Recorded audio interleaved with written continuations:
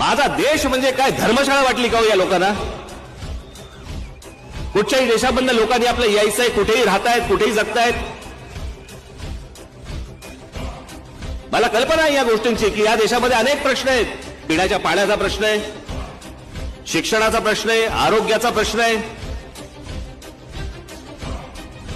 पण बाहेरून येणाऱ्या घुसखोरांचा देखील तितकाच महत्वाचा प्रश्न आहे.